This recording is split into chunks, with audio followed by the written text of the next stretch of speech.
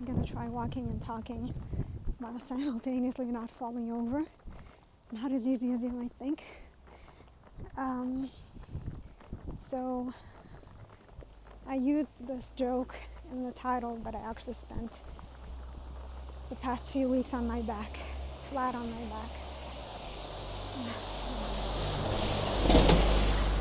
with a herniated disc, because apparently I didn't realize just what an impact it had on me. The whole having to confront every human being on the street, including police officers, just for the human right to breathe. I gave up going to restaurants because they weren't allowing anyone without a green passport. But I mean, just getting on the bus, getting on the train, even that was a whole endeavor in itself. Getting looks from people for not wearing the stupid mask. And then even I decided that I wanted to use humor. So I ended up wearing the Fake Mask USA mask that I got, which is basically a net, so everyone can see that it's not a mask, but if they ask you, you can just tell them that it blocks exactly the same amount of virus that your so-called surgical masks do. And anyone who confronted me, I told them, read what it says on the packaging, on the box of your so-called approved mask, to see that it specifically says that it doesn't block any virus, including COVID-19. But little by little, I decided to avoid public transportation and public places in general. And so I ended up going only to the supermarket and going out for daily walks. And I carried too much weight from the supermarket back home. I really enjoy taking long walks. So the only difference was that I carried some heavy things. And then I started feeling it in my back, but I took it easy, and when I felt better, I kept doing the same thing. And it's so funny because nowadays it feels like you have to have a backbone in order to still hang on to your principles. Not that, I mean, if you don't hang on to your principles, there's a whole price to pay physically, because you have to take an experiment that you refuse to take. So they made it very easy to hang on to your principles. But I had no job, and I had nothing to do, and the stress, and I ended up getting dressed one morning and sneezing too hard, and that's when it snapped, which is the stupidest thing ever. It's like, I mean, I understand that it was building up to it, but the fact that you got a herniated disc from sneezing is like the stupidest story ever. But it turned out to be very symbolic, and that's when I was lying on my back the whole time, I realized that how symbolic it actually was. I'm not gonna lie, it's very hard here in Israel. It's very difficult, because we came here, we made the conscious choice to come here, and I want to say die here, but I don't mean like die in terms of bad thing. I mean to live here for an entire life, start a family here, have a career here, and then be buried in the Holy Land. But this is the first time that I started feeling like this is not my home, and I never expected this to happen, because it hasn't been ideal. Like, life has been difficult, just like everyone else's. I don't mean to sound like I'm special in some way, but coming to Israel, learning the whole new language, the whole new culture, it's difficult. And reality doesn't really resemble the dream, but still living in Israel is amazing. But now it became so terrifying. It just became a complete nightmare. Excuse the traffic. And it became even more difficult when I got the cancer diagnosis, when I realized why I got the cancer, because the doctors were trying to treat me for a chronic condition that I was able to actually cure within 4 months as soon as I left the system and went to a Chinese healer. But in the meantime, they were shoving me full of synthetic hormones in the form of birth control pills, and that gave me breast cancer. So when I got the diagnosis, I decided that I'm gonna try to live through it no matter what. And I sort of went into this dream mentality, like none of this is happening to me, this is happening to someone else. And when I have good moments, I'll wake up, snap out of it, and enjoy the good moments. But during the difficult moments, I sort of had this escape mechanism that it's not happening to me, it's happening to someone else. And when my back finally snapped, I had a lot of time to think and snap back into reality.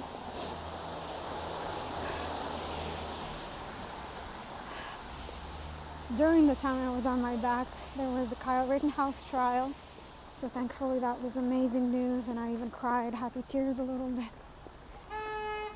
But there is something very sick going on here in Israel, especially. I mean, not comparing us to Australia and New Zealand, but there is something, it's like every country is in competition with each other about what they can do to escalate this situation. And about a week before this new variant came out, Naftali Bennett, the horrific new prime minister, came out and said that we are going to, first of all, they started jabbing children. 2 of my Facebook friends, I unfriended them because I didn't want to see, after they posted their daughters being jabbed online with all the slogans of saving grandma and stuff, I just unfriended them because I couldn't watch them preaching to people to get their children jabbed, and I couldn't watch if anything happened to their kids. So I ended up just burying my head in the sand, so to speak. And Hanukkah is coming up. Hanukkah is now, actually. And during Hanukkah, there's a festival for kids. I think they're going to make sure that if you're not jabbed, you can't get in, which is how they're basically going to lure children and their parents into getting this jab. Because this festival is actually when kids throw tantrums to go and all their friends are going. And if you can only go with a green pass, you know what that means. This is terrifying. And what's even more terrifying, actually, I don't even know if that's more terrifying because things are like in competition here. The nightmares are competing with each other. So before the new variant came out, Naftali Bennett said that we're not going to wait for a new variant, and we're going to have a drill as if there's a new variant that came out.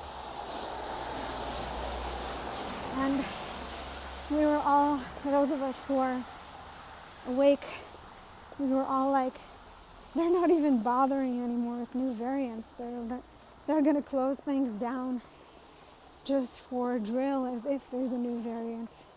I mean, they don't even have to bother making shit up anymore. And then that's when the new variant came out.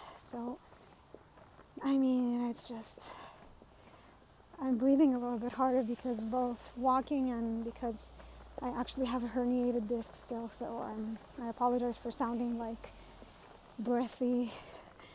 I don't know. I am sharing this from the bottom of my heart, from a place of honesty that I probably wasn't sharing things before. Because before you were like in battle, in the middle of battle, and you can't stop in the middle of battle to say, oh, I'm afraid, and how will I do this? And we were all just coping and dealing with everything and confronting people who were confronting us. But after I ended up flat on my back, the fear came in, the fear permeated everything. It's a very classic case of how emotions and I don't know, psychological status affects your physical health. Because I tried to analyze this a little bit, and like I said, you have to have a seriously strong backbone to stick to your principles when this is happening. And it's not like they were giving you much choice. So my back literally broke. It's hard, and when I was on my back, I also realized just how alone I became. Because my inner circle is mostly people who broke and took the jab, so they're too busy working, and I can only share with them via messages.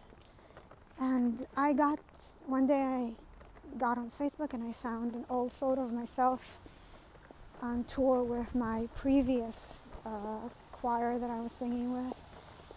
And I had 4 friends there with me drinking some alcohol in Germany, having fun. And I shared this photo, and I wrote something cynical like, remember a time where sitting around the table with each other or traveling the world together or singing together didn't mean that you had to prove that you don't have herpes on your genitals. And I finally got a call I was like lying there all alone. It was shitty. It was just a really shitty situation and a really shitty, lonely feeling. I finally get a call from this friend from my previous life before pre-COVID. And apparently he only called me because he was tagged in this photo and he didn't want his friends to think that he had herpes, so he asked me to remove the tag. Didn't even ask how I was doing, nothing like that. So I ended up writing this really stupid status update. Like, I usually try to sound mature or honest or hopeful. And that time I just wrote a very childish status update that it feels lonely, and I usually like being alone. I even started meditating since 2020.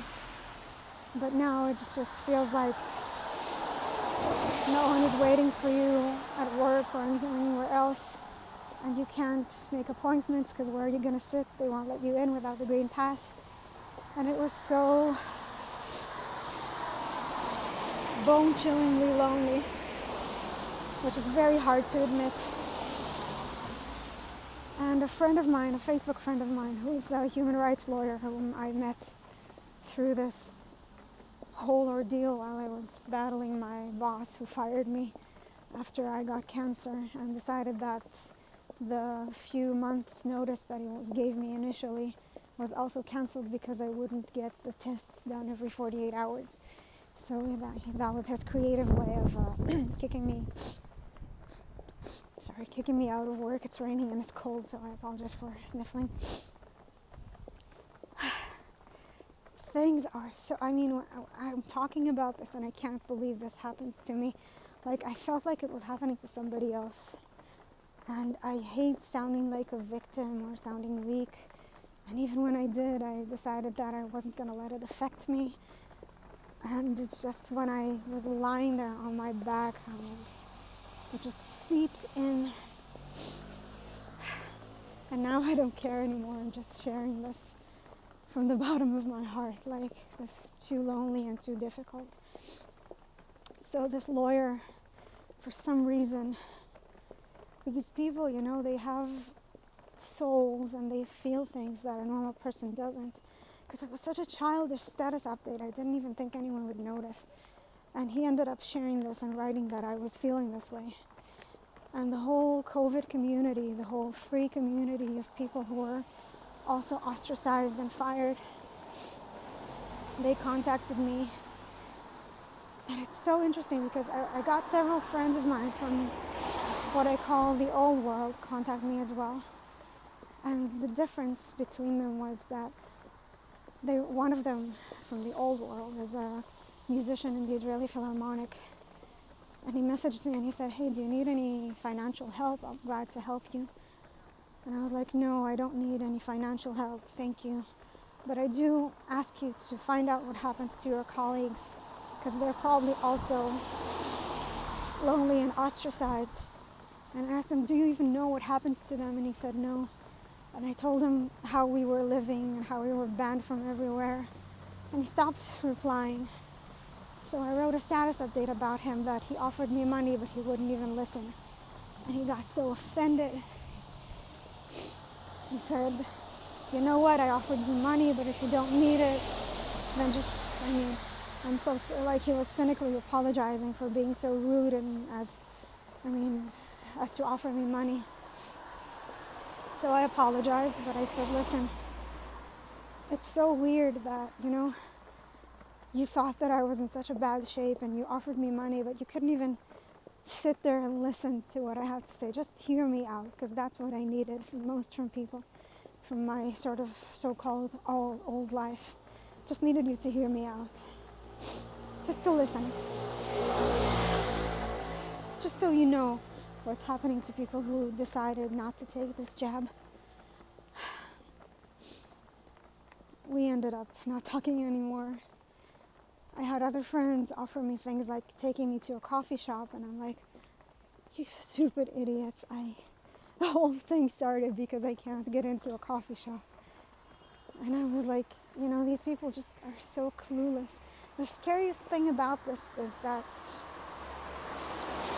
I don't know if it's condescending, but most of us pretty much, when I ask you to rate the general intelligence of humanity, of average humanity, we don't usually give them credit. We say it's from 1 to 10, it's about 3 or 4. Like, most people are pretty stupid. And then there are geniuses and really stupid people, but most people are at about 3, 4, maybe 5. And then it turned out that even that estimation of humanity was a miscalculation. They were even more stupid than I thought, because how many times can you believe the same television with the same variants, and they tell you to put on a mask, take off the mask, take a jab, take another jab, and it doesn't work, so you have to take another one, and that doesn't work, and you have to take another one, and then you have to put it into your children. The bar keeps going lower and lower and lower, and how stupid I thought humanity was. So when you talk to people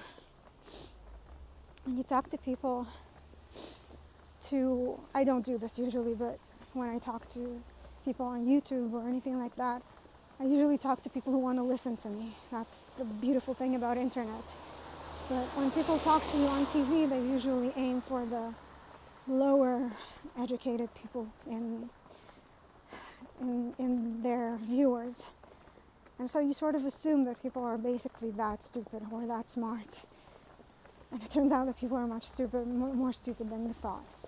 And then you go, wait a second, these people are your friends and your colleagues. And these people, you know that they're much smarter than average. And they still keep falling for this, and they still keep ostracizing their friends and family, and they tell their children not to come to the holidays without being jabbed, or husbands and wives can't talk to each other because one of them wants to forcefully jab their children. They're allowing the television to break your family apart. You have to be really, really stupid to allow that to happen. So the shock is just thinking that humanity is not that smart, but smarter than you thought. Average humanity. And then you realize that the smart people in society, the ones you valued, the ones you had intellectual conversations with, they're even more stupid than this average that you were giving to people. And I know it sounds very condescending when I say this, but I don't mean it that way. I just mean that I didn't expect it. So it turns out I was giving people more credit than I even thought myself.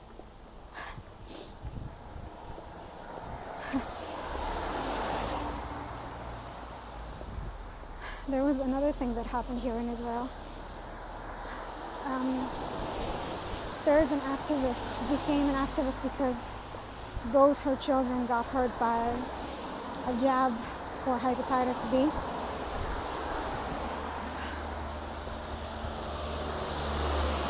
I've told this story before, but I'll tell it again in short. When former Prime Minister Netanyahu, whom I voted for, was Minister of Health, he allowed an Israeli company to experiment on 500,000 newborn babies without their mother's consent. And we didn't know about this until after the whole COVID jab scandal, because we had no way, the media wasn't reporting on this. But this activist mother, who's both her twins got affected, and they don't even recognize that she's their mother because of this jab. When she started talking about this, she got this stage to talk about this only when we were protesting the COVID jabs in 2020 and 2021. And that's when I learned that the media was lying, even when they, like, imagine if this had been Donald Trump who signed this and allowed this experiment on 500,000 babies, and CNN wants him out, but CNN itself doesn't report on this, and they keep reporting on Russia hoax and stuff like that. That's how serious this is, because I knew the media was lying to me. I just didn't realize they were even lying when they were against candidate. So this mother, she's an activist, and she was passing by a tent where they were promoting jabs for children. And there were two actors there. One dressed as Elsa or Anna, I can't remember which is which, the one in the light blue with the sparkles. And the other was dressed as a clown. And they were basically luring children into getting the jab possibly without their parents' consent. Possibly. I mean, at least they weren't giving out candy yet. Maybe soon they will. But as I told you before, they're going to use the festival, the Israeli festival for this, because all your friends are going, and will you not get jabbed to go? Of course you will. And kids are already getting into hospitals. So on this video, this woman dressed as a princess is like, yeah, kids, come on over. This is an amazing jab. It's going to keep you safe. It's going to keep your grandparents safe. And there was another guy dressed as a clown. And he just looked in the camera and he said, don't get this jab. It's poison. And some people assumed that he was playing a role, like he's a clown who's laughing at anti-jabbers, but he was too serious for that. And I assumed that he was actually being serious. And what turned out is that he was actually sent there without knowing where he was being sent to work. He's like this actor for hire. And that day they sent him to promote this jab. And so he decided to use his clown costume to tell people the truth, so that if they approach him and they start criticizing him for saying these things, he could just say he's a clown and he has no idea what he's talking about. He's just playing a character. So, and then he decided to double down on this. And he posted publicly that this happened and that he's proud of it. His job is probably going to suffer.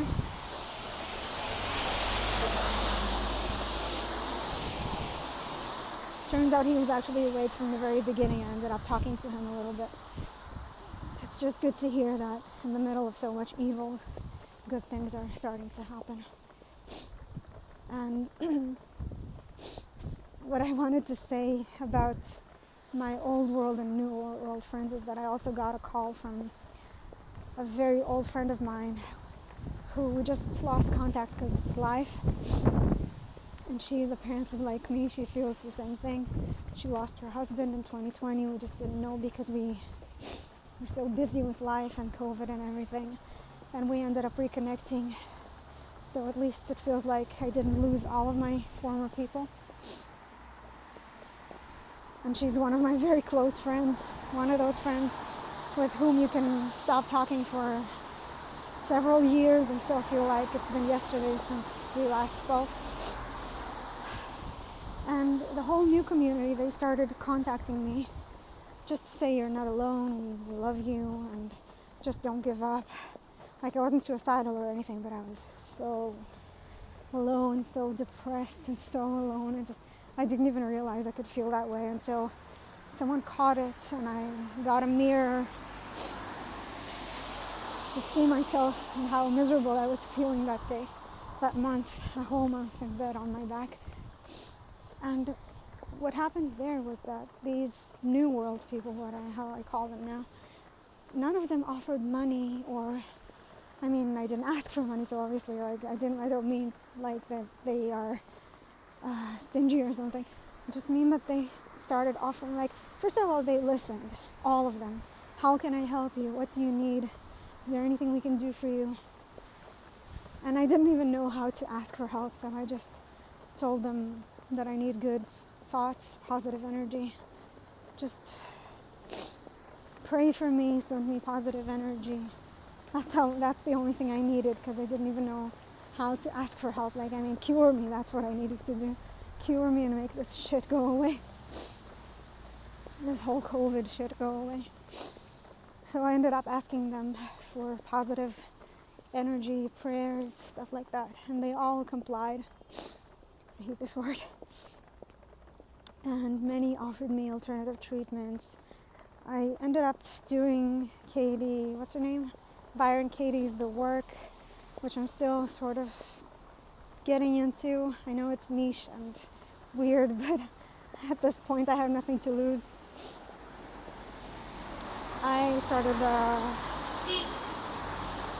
using sleep hypnosis and all kinds of things, guided meditations, like everything that people started offering, I decided to try. And the first few weeks, the only thing I was able to do was walk with a cane, which was the stick that I used to wash my floor with. It was not a pretty sight. And it took me a while to even go from lying down to sitting up. And little by little, I started getting up. And also, since I still have the cancer, I was thinking maybe this is just the cancer coming to get me. And I didn't want to go to any doctor because I don't trust them anymore. It was lonely and miserable. So the whole thing, everything that people offered, one of them even offered to do an astrological map for me, which I don't usually agree to, but I did it once when I was 16 and very miserable, and it sort of cheered me up a little bit, so I might even do this again. So I'm not ruling anything out except conventional medicine, because they're the ones that gave me all of my illnesses. So I think I should try something else. The definition of stupidity is doing the same thing again and again and hoping that it works this time, that it works differently. Sorry for butchering Einstein. So I'll end here because I'm getting a call. Just tell you that I decided to share this because I wanted to be honest, and usually I'm all brave and I'm like, oh, this is fine and I'll be fine and we'll keep fighting, but it wasn't and it isn't. And I need your prayers and your thoughts and everything to help me